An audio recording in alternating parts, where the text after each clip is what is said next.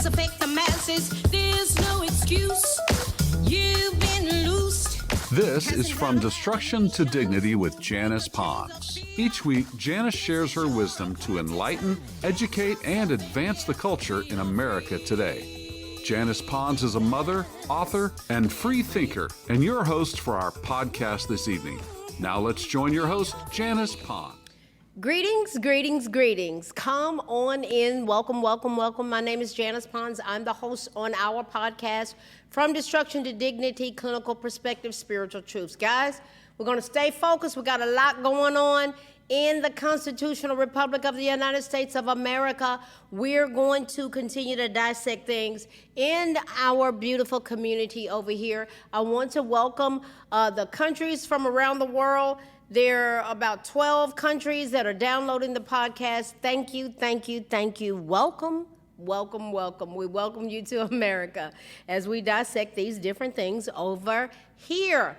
So we've got our flag behind us that represents our great nation. We have our presidential seal here to remind us to continue to pray for the executive branch of our nation. We want to continue to pray for our fellow Americans. There is a lot still living paycheck to paycheck, barely making ends meet. We want people to do well. We want our fellow Americans to do better. And so we're going to keep talking about leadership. We got our election coming up. We got a lot of things going on in our different states and in our nation across the board. And so we're going to dissect things. And so tonight, we're going to examine something that's generated a lot of discussion in our nation. And we're going to talk about now we know. Now we know. People go, I didn't know. I didn't know. You didn't know what? Well, we're going to know some things tonight. Now you know. And our clinical perspective is the power of insight, because when you know certain things, you get insight. Now, anyone who's been paying attention in our nation and can be intellectually honest has to admit that we, the people, have been targeted in a very specific way. Now, politics, you know I talk about politics over here a lot. Political parties, it's all about platforms. It's not so much for me anymore about Republican and Democrat, Independent, Libertarian. It's about policies and it's about platforms. That's what I shifted to. What's the policy? What's the platform? Now, have you, my fellow Americans, ever seen a political party in America cheer for the failure of its president?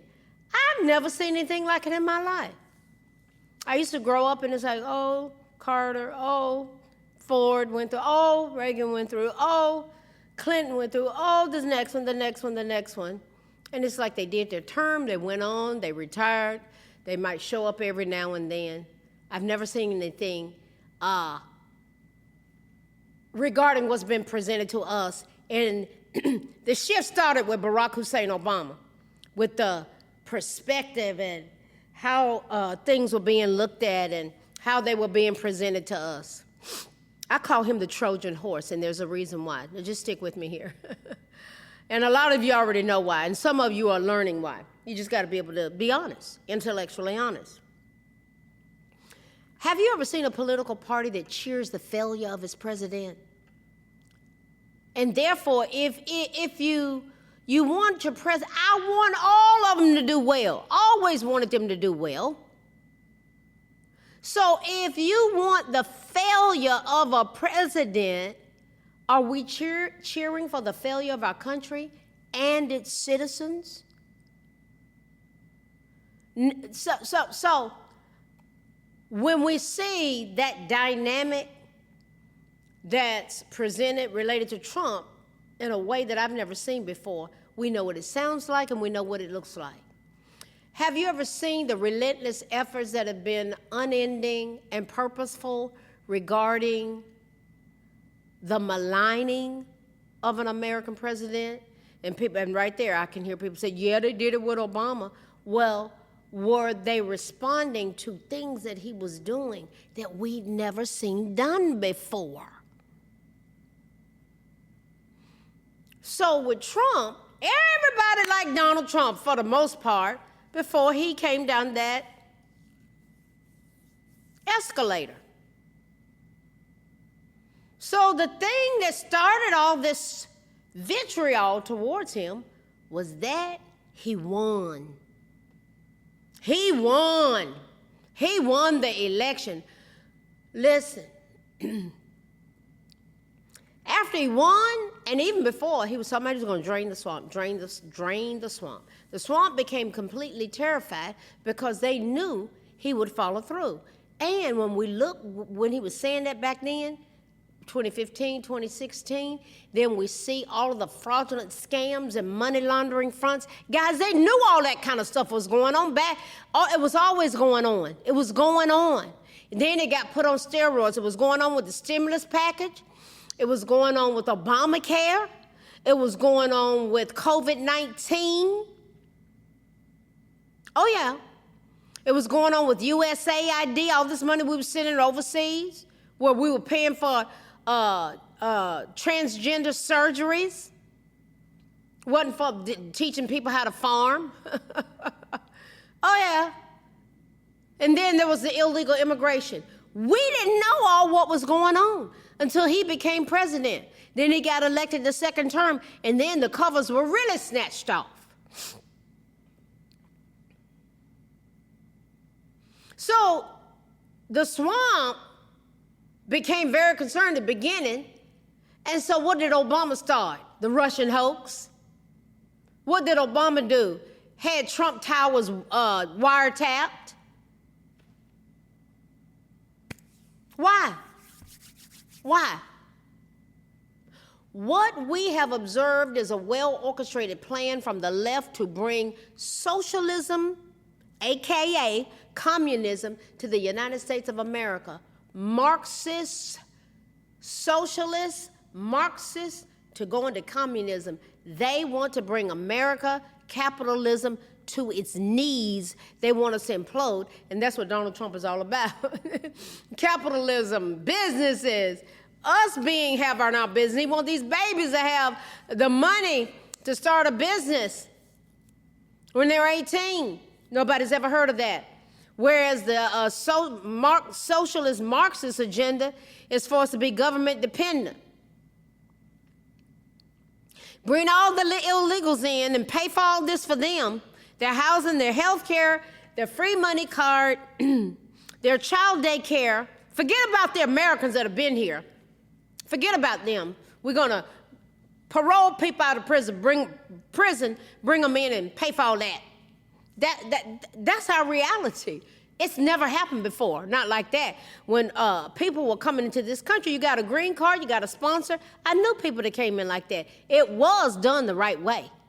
Green card, sponsorship, so forth, and so on. I don't even hear anything about that kind of stuff anymore.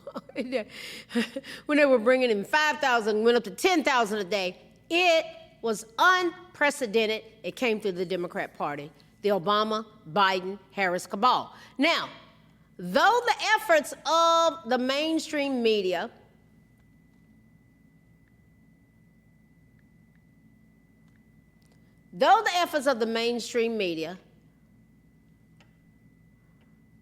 have been relentless, they've made sure that their voters have been dumbed down to the real facts and programmed to believe certain things. Guys, it's no different than what Adolf Hitler did through his minister of propaganda, Joseph Goebbels, with those people receivers where they were little small radios and they programmed what those people heard. That's exactly what's been going on in America. As people look at CNN, I don't look at any of it and haven't in 6 years, and I'm very well informed.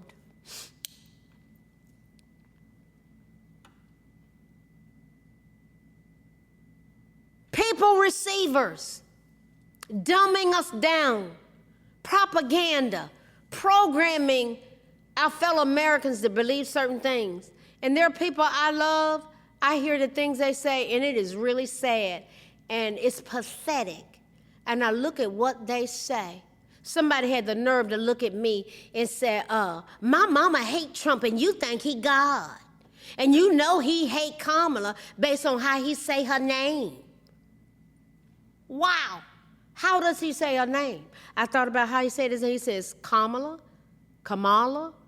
What do you mean? What? How? What? What? No, I don't think Trump is God. Your mother can choose to hate who she wants to hate. I don't hate anybody. I don't think Trump is God. Jesus is God. Jesus said, when you sing me, you sing the Father. So Trump is not God. Trump is the president. And he's fighting hard for this nation. And we got people that are surrounding us that believe all this vitriol that they hear on TV. They look at TV all day long, sleep with it on, all day long, 24 hours a day, being programmed. You're being programmed. That's just the reality of what's going on.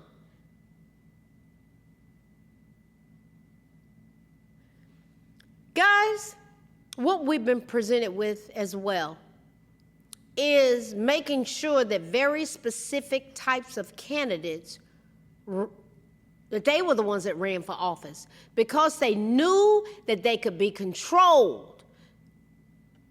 They could be controlled. Somebody like me, if I ran for office, they can't control me. I've messed around and got older, and I know the truth, and all I'm going to do is just say it. And there are many that have come forth that get it, we get it, and we can't be controlled. See, it's about power and control. And the narrative has been predictable. Just look at the past, guys, and the political candidates that they were just pushing, and we're supposed to all get in behind them. You had AOC. She goes down to Tennessee, and she talks a certain way. Talking Southern and talking quote-unquote black, AOC.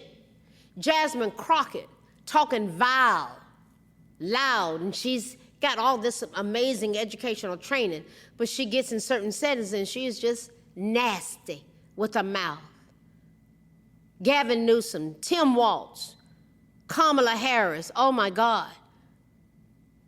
A lot of times she sounds inebriated. She just does. But she changes the way she talks based on who she's around. Hakeem Jeffries, Mamdani, the mayor of New York. They just change the way they talk. I don't change the way I talk. And many of them, we just talk. We've got Abigail Spanberger, Swalwell, Buttigieg, Pritzker. Guys, they have a predictable presentation, and it's prone to change based on who they're in front of. That's just the truth. Now, we're talking about now we know. Now we know what? Now we know what? I'm just framing some things here. Then we're going to look at insight for our clinical perspective. Here's an important question to consider. What have these people done for America to make your life better? Name me one thing. I'm going to wait just a little bit. Write it down. Put it in the comments here. What have these people that I have laid out in the Democrat Party, what have they done? Did they come up with the Democrat Party's account for youth? Have they done that? Did they pay, did they develop a bill to give you a cut on your medication? Have they done that? Have they developed IRAs for adults, for children? Guys, in the early 1900s, Russia's revolutionary politician, and he was a political theorist. His name was Vladimir Lenin. And he made a claim. And this is what he said. He said, give me a generation, one generation, to teach the children, and the seed I have sown will never be uprooted. Why do you think they have come after our children? Why do we see children? It's like they've lost their minds in the streets. They're fighting. It's like they're vicious. They have no coping strategies. They have no communication skills. That's all by design. That's all by design. The music, what they've been exposed to, what they're teaching them in school, the whole LGBTQ agenda. I love my fellow Americans that choose that as adults. That's their right to choose. But you do not have the right to target our babies with your grown agenda, with your agenda that you'll give an account for. I'll give an account for mine. But these babies, they can't defend themselves. And we're teaching them how to pleasure their bodies in elementary school, teaching them what to do with their fists. Who's going to speak up about it? Is that right to focus them on that in elementary school? And we wonder why reading scores have plummeted.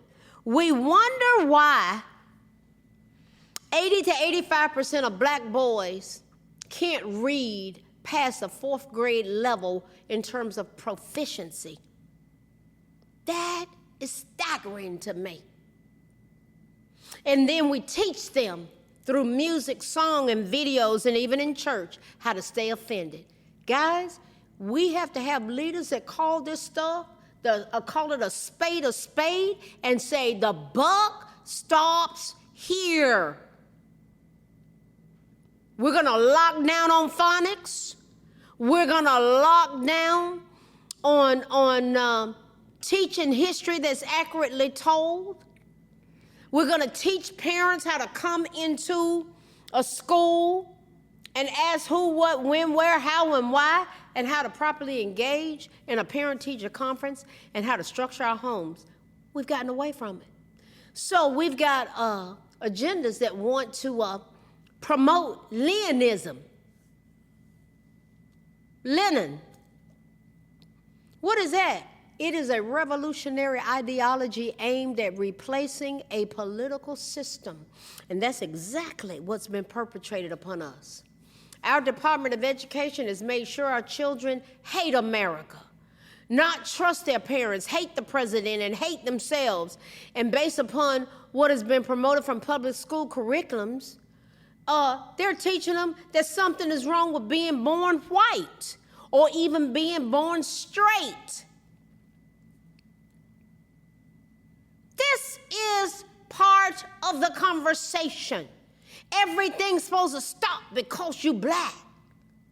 Nobody owes you a darn thing because you black. The only thing we owe every American is an opportunity. And if you get in there and you stay in the game and you study and you contribute, baby, you can write your own ticket. Ask me how I know. Nobody owes you anything because of the color of your skin. And they're teaching these black kids how to be racist. It's from the pits of hell. It's from the pits of hell. We're going to call it what it is. Targeting skin color, sexuality. Those are the cards that we've been dealt. Now you know. This is what's the reality of what's going on. Guys, it appears, and it's politically driven, and it appears that the Democrat Party has morphed into this breeding ground for anti-American beliefs. Anti-American beliefs, that's what they push. They literally do not promote unity or love of this country. Prove me wrong. Guys, look at their history. Look at what they've pushed for the past decade. Over and over again, it appears that it's nothing more than hatred. They have nothing else but to spew out hatred. They call for people having their lives, the things that they push, it contributes to lives being taken. The mutilation of children, our taxpayer dollars paying for the dismembering, burning, and liquefying of our tiny citizens with viable heartbeats, all under the umbrella of health care. And we're supposed to pay for it. Kindergartners and elementary school students being taught how to pleasure their body and 10, 11, and 12-year-olds talking about what they can do with their fist related to pleasure.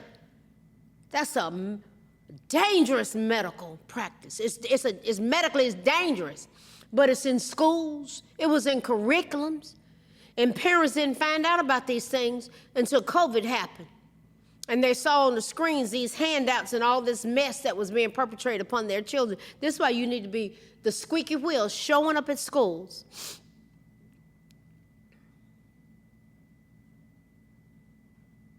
Telling these kids there's no such thing as doing certain things to their bodies. No such thing as doing it in one day. It's no such thing as doing it too much in one day. I've seen the curriculum. I've seen some of the books. I'm not making this stuff up. Can you think of one thing that they have thanked President Trump for in his years in office? One thing that they told him they were grateful for. It's like he can't do anything right. There are people complaining during Christmas of 2025, when he gave them a check for $1,776. The troops were elated. There were people that hated it. Why? The troops were blessed.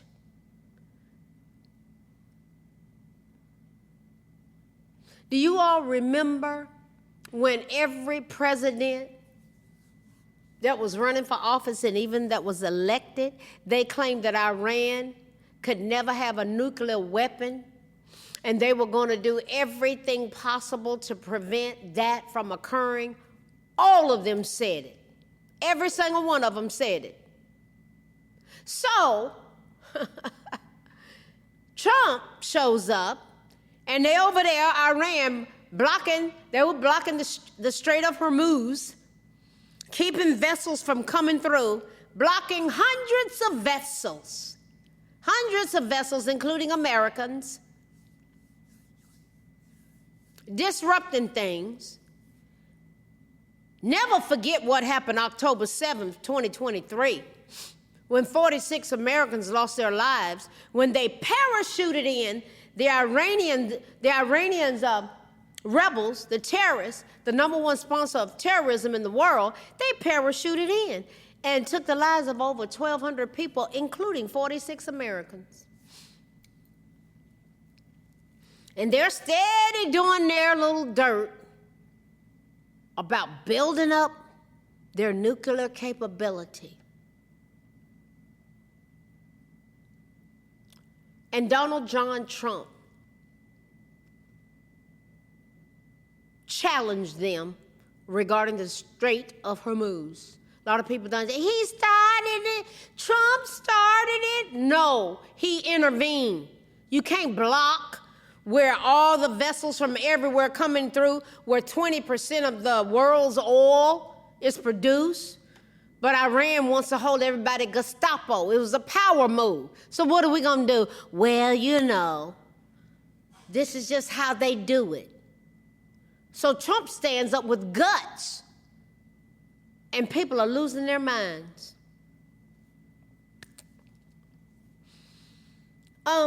For many, it's like, how dare Trump follow through when we didn't? They ripped him apart instead of getting behind him and saying, thank you for addressing that. They cheered at the prospect that he would lose his life. Who does that? I don't want anybody to lose their life. Headlines, wishing and hoping that he fails. Y'all, people are foolish. Promoting their own demise as a nation. Do you remember, what was that? Rachel Maddow. She stated, U.S. military fights war on two fronts, Iran and Trump's incompetence. She should have been fired. Toxic, lying, manipulator, all on the mainstream media. And you have people that look at this day in and day out and go to sleep with it on, wake up with it on. Do you see any headlines that Trump has stopped Iran from having a nuclear bomb from reaching Europe and America? Do you see any headlines about him going for the infrastructure they wouldn't uphold what they were supposed to do. Guys, we need to pray about these things. We need to pray for God's wisdom, knowledge, and understanding to lead and guide President Trump and Marco Rubio and all of them, and Pete Hegseth and all of our chief of staff, Joint Chief of Staff. It's a lot on the line. Do you see any headlines that address the empowerment of our national security? That Marco Rubio eats, sleeps, and breathes it. Do you see headlines that says that the world is made safer from Iran with their sponsored terrorism? It's a lot. These are things that people don't know. But now you know. Now you know. Do you see how the liberal left was excited? They were excited at the prospect of someone becoming successful at harming him. Who does that? Who does that? Can you imagine Americans wanting a president to fail? Guys, this is where we are. They're no longer a political party. They aren't. They are now socialists heading towards communism, Marxism and communism. Guys, all of this leads us to our clinical perspective. You got to have insight to see these things. I'm grateful that I have some insight. Someone gave me a very high compliment recently on a reel that I did on Facebook. They said, I don't know anyone that explains things any better to give us understanding, to help us to really understand what's going on. That was just such a great compliment, and I thank you for that. I really, really, really do. That was an honor to hear that. And so we dissect things in this community. I try to stay away. I don't do. Everybody has a different calling. Some go this angle. Some have that presentation. Some do that. I just like dissecting things the way I do. So I'll keep doing it this way. And I thank you for the people from the 12 different countries around the world that download the podcast on the venues where downloading can happen. I really appreciate that. I hope we learn something together. Pray for America as you're in another country. We need America to do well, and we want your country to do well if everybody's doing the right thing. So, guys, let's look at our clinical perspective. The power of insight. The power of insight. When we have the power of insight, it lies in its ability to transform raw data and experiences into actionable moments. When people have the power of insight, they become masters at creating powerful moments. Aha! Aha! I see it. I love having aha moments.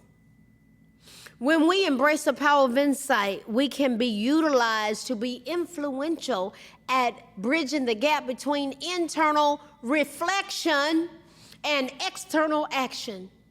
We're very instrumental in making things happen. It enables individuals to shift perspectives, break free from rigid, limiting narratives, and make informed decisions, ultimately driving, changing, innovation, and deeper self-awareness. Now, there's some key aspects of the power of insight. Let's look at that. Might it give us transformative action? Insight has the ability to transcend. It just transcends simple observation. How? By providing clarity that enables not just understanding, but the ability to act on a vision. Man, have I got a vision. You've got vision, guys. We've got vision. That's what the enemy of our soul doesn't want us to have these visions and put feet to it, put legs to it, and make it happen. It can give us the power of insight and foster psychological growth. How? It fosters cognitive flexibility, reducing rigid behavioral patterns, and self-blame, which enhances emotional intelligence, and it can even foster self-compassion. Guys, this is powerful, life-changing stuff right here. Could it be that we could obtain strategic advantage if we had insight? In business and leadership, insight integrates logic with emotion. I got a lot of emotion, and I've got logic too. It can help leaders connect with what? Purpose, and create meaningful, lasting change. Guys, America, we're a force to be reckoned with. We're a force to be reckoned with. That's how we got where we got today. People thinking like this. They had insight. You get around a table, you strategically plan it out. What would happen if we had discernment in data? Discernment. I love data. I have a clinical mind. I was trained that way. But I have discernment too. God will show me something in therapeutic settings, and I'll say it, and I'll say, we're going to do this. Wow! That's how I ended up starting a 30-day treatment program where 87% of the people were clean and sober and gainfully employed 6 months later. And people said, no one has that kind of data. Yes, you do. When you have godly insight with data and structured methods, you just do. And then you get people to buy into it. And we do certain things consistently. The 3 C's: consistency, consistent, continual, and constant. Consistent, continual, and constant. I call it the 3 C's. It can actually save lives. Certain observable, measurable things. And through discernment, God would show me. He said, have them do this. For 30 minutes after lunch, we all do that. We all do that. Why? We're a community. Guys, we can turn this country around. True insight separates fact from misinformation, offering a competitive advantage by identifying the why behind the what. That's why I'm always talking about who, what, when, where, how, and why. It will change your way of thinking. The enemy of our soul does not want us to think this way. How can we develop and utilize insight in this nation, guys? How in the world does this apply to our nation? What would happen if we had connecting experiences? This involves connecting seemingly desperate data. You can have this data, but leading to profound understanding of patterns and underlying mechanisms. You look at the data and look at the patterns. You can make powerful decisions about it. Could it be that when we have the power of insight, we're able to navigate complexities? It allows individuals and leaders to navigate complex situations by focusing on the eyes of the heart, or in other words, deeper, intuitive understanding rather than just surface level facts. That's where I thrive. And I go, whoa, hold on, let's talk about this. Let's put a language to this. How do we frame this? How do we walk this out? How do we execute who, what, when, where, how, why? Guys, this stuff is powerful. Why would we do this? Because it works. What would happen if we would overcome limitations? Insight helps overcome personal and professional hurdles such as anxiety, and even in some context, a lack of perception leading to improved, more purposeful living.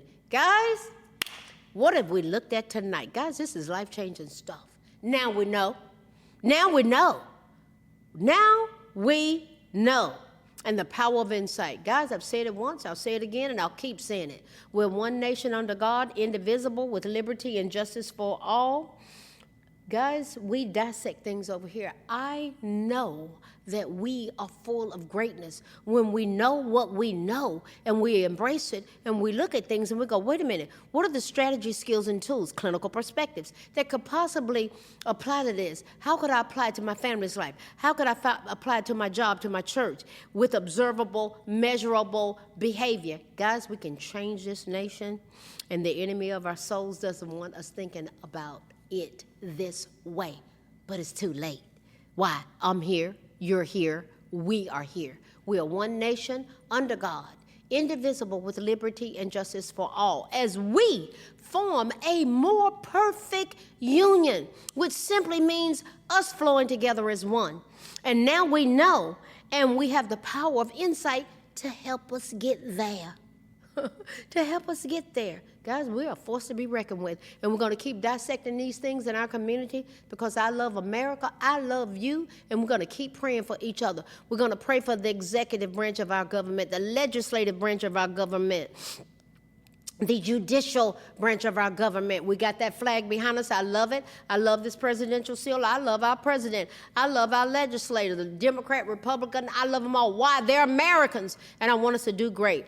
Keep coming back. We're going to keep going all the way in because we're getting closer and closer to this upcoming election, and there's a lot on the line. I will see you guys next week. Good night. Thanks for listening to this week's episode of From Destruction to Dignity with Janice Pons. Janice's mission is to provoke thought, bring awareness, and point people towards intervention when needed. As a reminder, this show is not therapy, but for educational purposes only. For more information, check out JanicePons.com or follow her on social media. We are one power, strength is ours, liberty, been set free, education, affirmation, dedication, information, revelation.